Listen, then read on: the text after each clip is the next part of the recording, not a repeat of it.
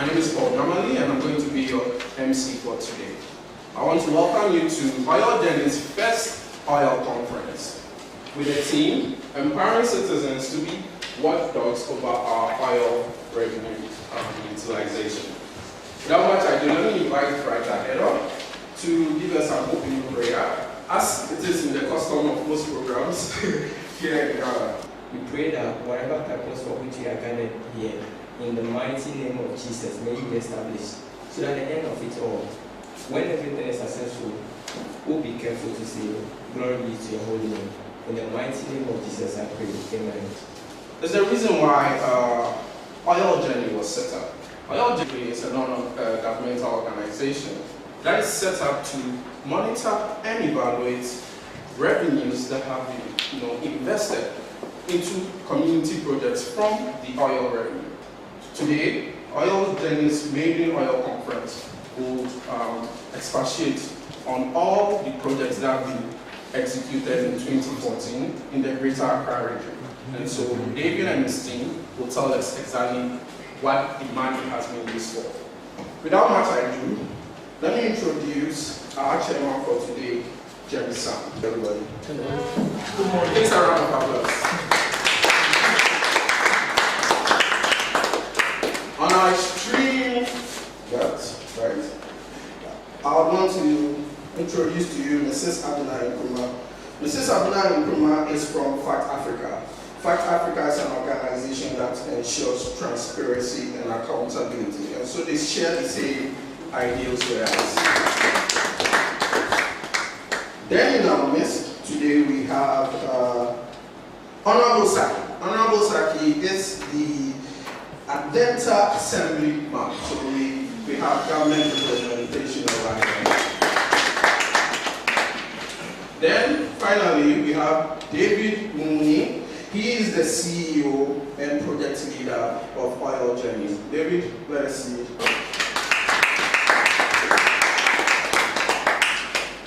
I'm happy to share such an occasion. I believe that our Oil Journey platform, which personally I looked at from very early stages on InfoSol Hackathon and then also MVC. So I'm actually part of the genesis of the whole project. And MVC saw the value in such a platform that they funded them to carry on with this project. I'm happy that it's taking shape and they're doing what he said they're going to do. So David, I'm sure will tell you more about the sector, but what I will add is that such platforms, we need more of such platforms that will enhance citizens' access to information. As a government stakeholder, it's very, very important to hear from you what your experience has been and how we can effectively work together to achieve the goal of revenue transparency. So please come up. And I was very happy I was part of the time they were launching it, and most of the assembly members too were there. It was that place I got to know that not knowing part of the oil money is being used for projects, and I was astonished. Wow, they are using the oil money for projects and we don't know. I realized that they are doing a very good job, and as the chairman said, we encourage them for more of such platforms, because it will baffle you that most people are not aware. In fact, most people are not aware. So they are want to go to the school, and I'm very happy they even want to start from the basic schools so that they can educate them to also know more about the oil. And one thing they also did, and I'm happy, irrespective of your qualification, sometimes you'll be there and then message will come. There was a time when they came, they were taking people's contact, and when people are asking, why are they taking our contact? Because nowadays you'll be there and they'll be taking some credit from your list, and they are not, and I told them they are going to educate you more on this thing. So in fact, I'm very happy that I've been part of this program again, but I don't know if they have database of all the assembly members so that they will also know that Oil Journey is doing something great for the country. Thank you very much. FACT Africa is Financial Accountability and Transparency Africa. Now, what do? They are committed to development and practice of efficient and effective public sector financial management systems in Africa. You agree with me that the bane of our poverty is lack of transparency and accountability in the public sector. A private person will guard his purse, promote him to become a minister or something, and then the whole thing changes. So FACT Africa is taking upon themselves to make sure that financial accountability prevails at least in the government that we have put in place. It is non-governmental, it is an autonomous body that recognizes that before you can have good governance, there should be good financial governance. Financial governance is very key to good governance. Good governance means that you are doing what you're expected to do. Send the money where it belongs, you need to go where you're supposed to be. So that financial transparency, most of the, like my brother talked about, a school in his area didn't know oil money was put into it. Why are they afraid to be open to us? We don't know. But thank God that young people like you are now up and doing, and we force them to tell us what we have put them there, what we need, they need to know.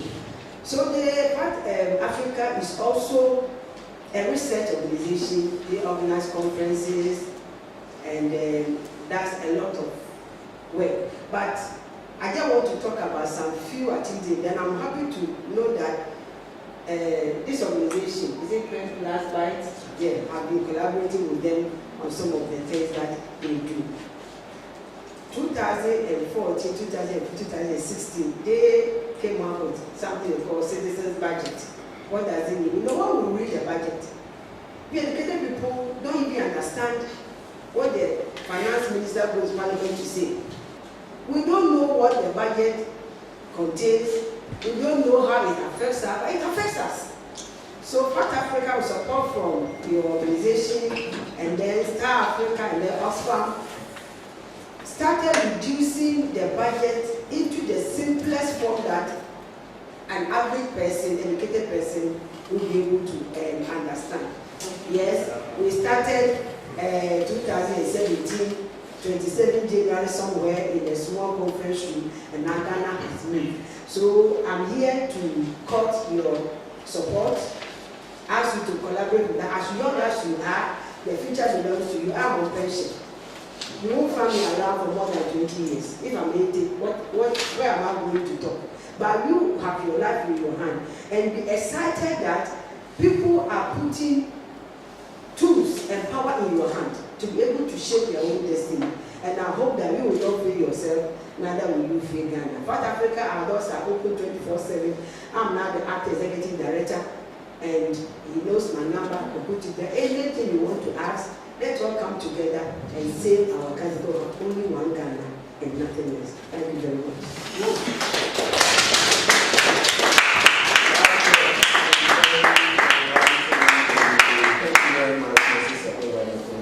At this point, I want to invite David Umuni. He is the lead of Oil Journey, this project that is helping us to hold our government officials responsible for how revenues made from oil is invested into various community projects. A round of applause for David.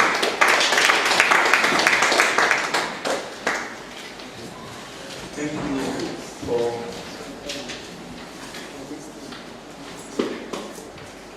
so welcome, ladies and gentlemen, to the maiden edition of Oil Conference. Right now, I'm going to walk you through what we have learned working on Oil Journey for the last 12 months. So, in 2007, Ghana discovered oil in commercial quantities, and that to the average Ghanaian meant that there was going to be a lot of development going on. But fast forward 10 years from then, in 2007, we still live in underdeveloped communities. And to the average Ghanaian, this means that the government is misusing the money. However, to the government, these funds are actually put into various developmental projects, but citizens are not aware that these projects are funded by oil revenue. Information concerning the use of oil revenue is, however, scattered in various government documents and various government ministries. At Oil Journey, what we are doing is to ensure that we educate citizens on the use of oil revenue by providing a technology tool. Oil Journey aims to make Ghanaians aware of how much money the government makes from the oil and gas industry. The second is to make citizens informed on the projects that are being funded by oil revenue. The third one is to give citizens the opportunity to view projects that are funded with oil revenue. And the fourth one is to give citizens information needed to serve as a check to the government and contractors that are undertaking projects funded by oil revenue. We do this by using various tools. Usually we use technology tools. The first of them that we use is a web application. So right now we have a website, oiljourney.org, that citizens can visit, and then they can have a view of what the projects that are funded by oil revenue. They can see pictures of the projects, they can review and give their comment as to whether the project is being properly implemented or not. We also have a mobile application that citizens can download from the Google Play Store. The name of the application is called Our Oil Journey. The third tool that we use is a voice and SMS application, because we realize that not everybody has access to internet, or not everybody has access to smartphones to download a mobile app. We also have a voice and SMS application that citizens can simply subscribe, and then we'll give them notifications on projects that are taking place in their communities.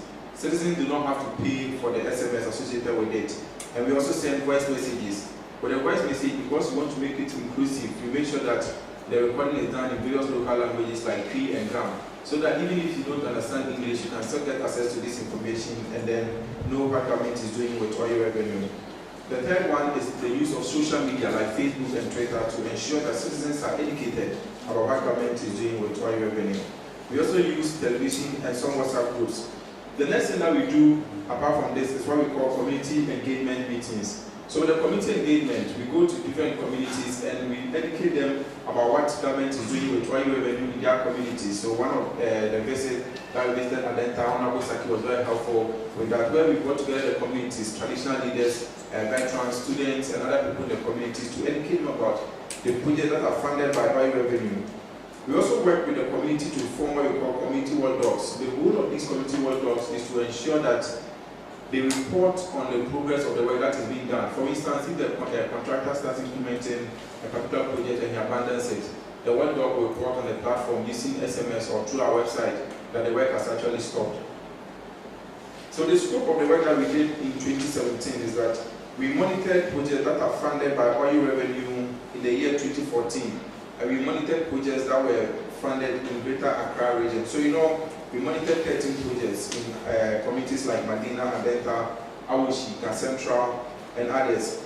We were able to reach as many as 300,000 people. So in total, we employed over 300,000 Ghanaians, out of which over 160,000 of them were women. That means that women benefited a lot from our activities. We also tried to reach 65 people that are blind and about 55 deaf and dumb people. We educated over 100,000 people that cannot speak or read English. That means that 100,000 people who are not educated had access to the information that we have. We work also with a lot of market women, teachers, and then students as well.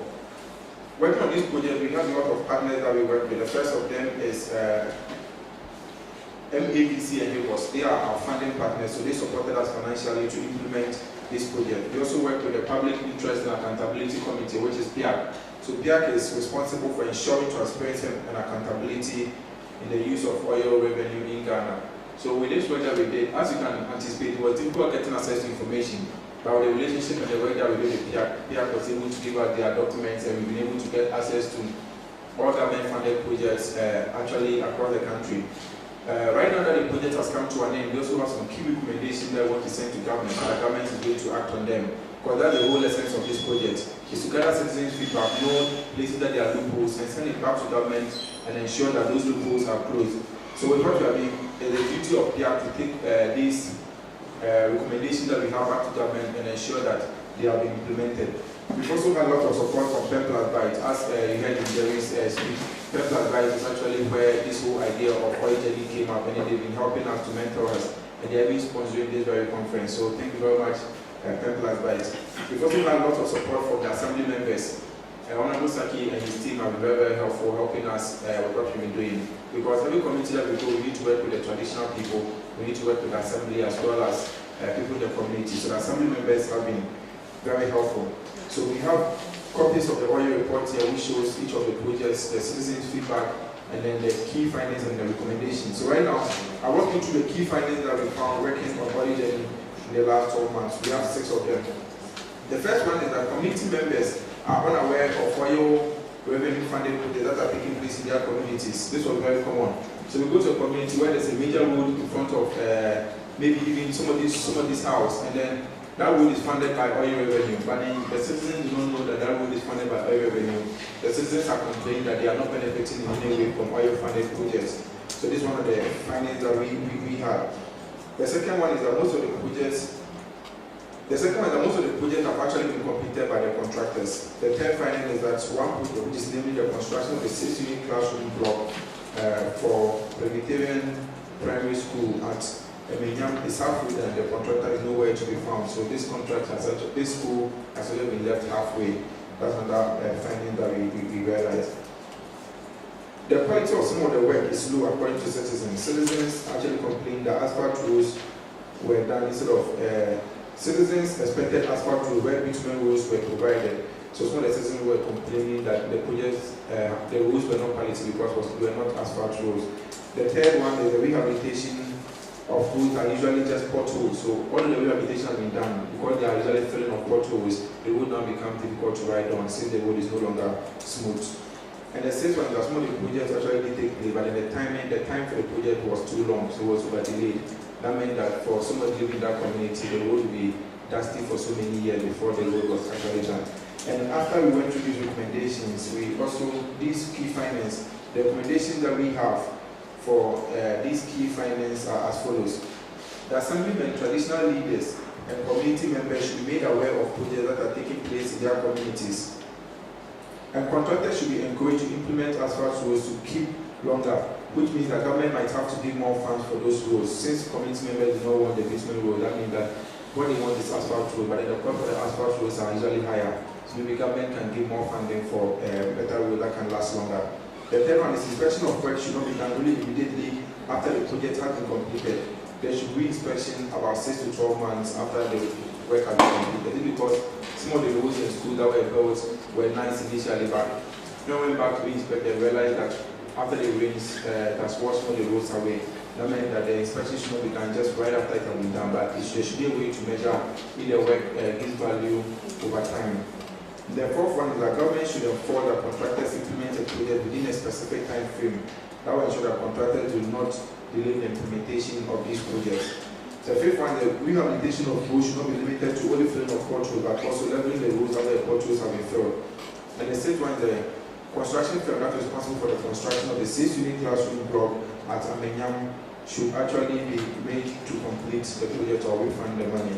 So this is actually where PR comes inside. So the work that we are doing with PR is to take these key findings and send them to the appropriate ministries. For instance, with the school, the one related to the school, it has to be taken to the Ministry of Education to make sure that that contractor has implemented the work. The ones related to contracts not being implemented on time, the Ministry of Roads and Transport can take care of that. And the ones that are related to the funds allocated to the project, the Ministry of Finance can take care of that. So we can work with PR is going to forward these recommendations that we have to government. And hopefully, in the next 12 months, when we come up with our report, we hope to realize that some of these recommendations have actually been implemented. And that's only when the citizens will have found low value for the money, and then the feedback that they have put in will be worth it. So thank you very much. We have here copies of the oil report as well as the budget report. So you can have a copy before you leave. Thank you very much. Thank you very much, David. That was a very detailed report on the outcome of the work you've been doing so far. Thank you so much. We shouldn't make this project a small, because we find such beautiful projects on websites like this. With all the content on it, but it ends up being a small because citizens are not utilizing it. So I will treat all of you to use it. Use all the tools that we have developed, because I know the tools are being free. WhatsApp is free to use. The SMS is paid for already, so don't send SMS to the platform. You have the charge for it. So I entreat all of us to use it so that the project is not a museum for people to come and see its beauty, but it's actually a working platform that is informing and influencing policy for our own benefit. Thank you very much. We closing remarks. It's a closing prayer. Can you all close our eyes even as you take the opening prayer? Our Lord and our Master Jesus, when we started, we called you and you started with us. Thank you for bringing us to an end. I pray, may you increase in us the burning desire to pursue everything that we come to know. May you increase in us the passion to be watchdogs in our various communities. Let this desire not die, so that before you come the second time again, you will see Ghana to be the country that you created since the generations and since the beginning of the world. In the mighty name of Jesus, I pray. Amen.